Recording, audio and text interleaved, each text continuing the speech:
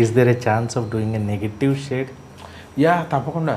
నాకేమీ చేయడానికి అభ్యంతరాలు ఏమీ లేవు. హ్యాపీగా మంచి నెగిటివ్ షేడ్ ఉన్న విలన్ క్యారెక్టర్ చేయాలన్నా రెడీయే. యా, లేదంటే ఉపేంద్ర గారు ఉంటారు కదా ఆ సినిమాలో, ఇది గాడ్స్ ఏదంటారు, god must be crazy, god is great, god is great. So ఆ కైండ్ ఆఫ్ జానర్ చేయాలన్నా రెడీ. ఓకే, అంటే ఒక డిఫరెంట్ డిఫరెంట్ అటెంప్ట్ చేయాలి. ఆడియన్స్కి ఏదో ఒకటి కొత్తగా ఉండాలి.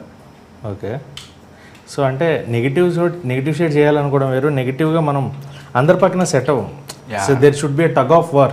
మనకి ఆ హీరోకి అరే వీళ్ళ పక్కన నాకు నెగిటివ్ పడి వాళ్ళకి నాకు ఫైట్ ఉంటే అనే ఒక ఇంపాక్ట్ ఒకటి ఉంటుంది. అవును, అలా ఎవరితో ఉన్న ఫైట్ సీక్వెన్స్ అరే పర్ఫెక్ట్ ఫైట్ పడుతుంది నా పర్సనాలిటీకి అనే థాట్ ఎవరితో ఉందా? అంటే ఇప్పుడు దాకా ఆలోచించలేదు అలాగా. మీరు చెప్పండి ఎవరైతే బాగుంటుంది? మీకు రామ్ చరణ్ గారు అయితే పర్ఫెక్ట్ సెట్. సూపర్.